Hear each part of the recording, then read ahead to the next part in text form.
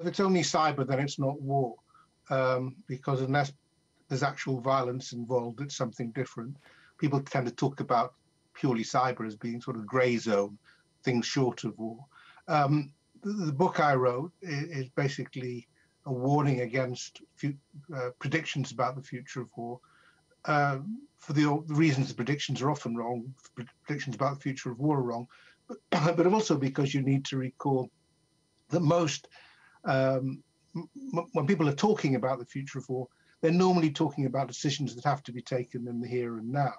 They're talking about what we think we need so that we can cope with what comes. When people talk about the future of war, it's often about the things we need to deter or avoid.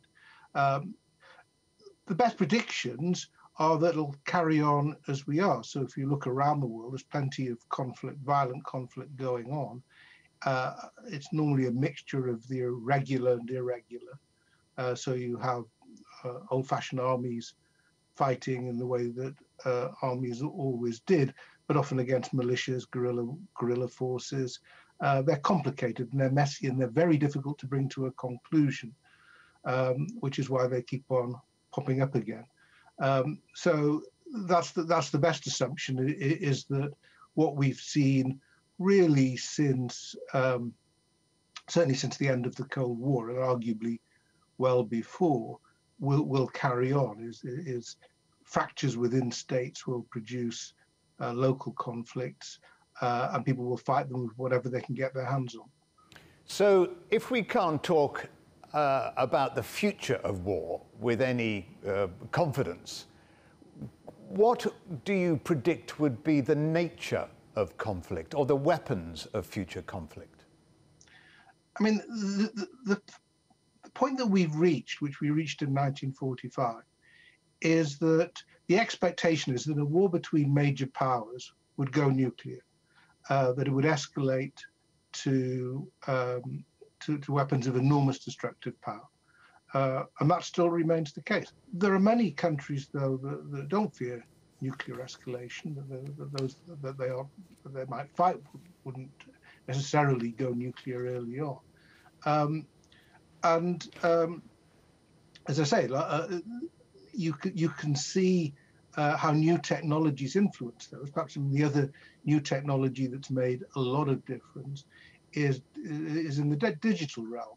So that wars up to 1970 were pretty brutal affairs if air power was involved, because bombs weren't very accurate.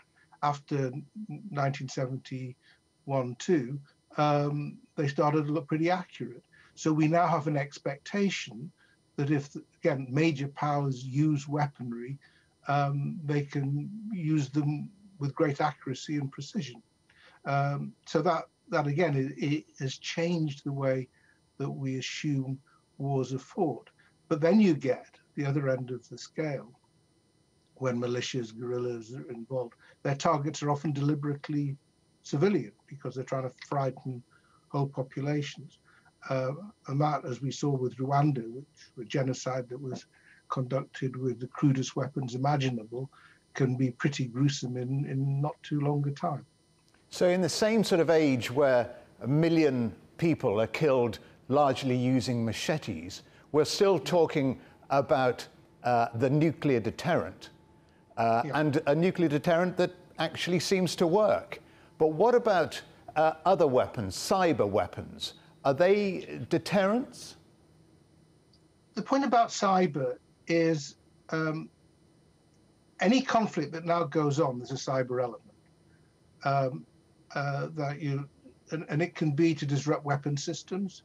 So say you can put malware into somebody's air defenses, that could make quite a big difference. Or in some scenarios of future conflict, it becomes a weapon in itself. So one day we all wake up and this sort of like the plug's gone out, the air traffic control doesn't work, the banking system doesn't work, the Wi-Fi's down, everything's down because of this sort of massive cyber attack. So this is an element of conflict. What's difficult to understand is it could be the sole thing of conflict that you could exclude, or people call kinetic weapons, the things that actually directly kill people, and break down whole societies just by using digital means. My own view is it's unlikely, partly because it's quite a difficult thing to pull off, and as soon as you're doing it, and it has a real effect, then you can't be sure how the opponent will respond, nor can you assume what you're going to gain from it. You may disrupt, but can you occupy a society in that sort of circumstances? So it's part of it, but it's not the whole story. You have written in the past about how IT has revolutionized military tactics. And I guess you're talking exactly about this, about taking control of your enemy's digital infrastructure. And that would be a huge provocation, wouldn't it? Yeah, I mean, if that sort of thing happens, and it's a clue that something is up, if your screens start going blank, you know you've got a problem. Some of the cleverer stuff that's being done, you don't realize that's going on. The interference is taking place without you being aware of it. It just means that your systems don't work at a critical point, which is a slightly different issue.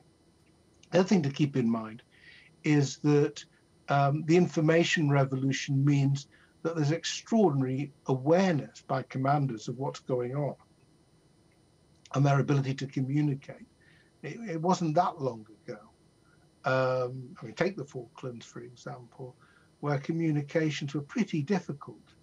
You couldn't, not very reliable, and you didn't necessarily have a clear idea of where everybody was. Whereas the sensors that are available now, the speed of communication, means that you're pretty unlucky if you are caught by surprise in the way that would have been quite normal in past warfare. What about, we've talked about the nature and the occasional prediction of the future of war. Where will future wars be fought? And I'm looking at space, the old final frontier. Is that going to be potentially fought over? Well, this has become a more prominent issue. The Americans have moved to a space force. Even the British are talking about space as important. Space is absolutely vital to contemporary warfare, indeed vital to contemporary much else, because so much of the infrastructure is based there. The satellites which give us our GPS, which give us our Google Maps, which gives us lots of stuff, are all in space. So there's a natural concern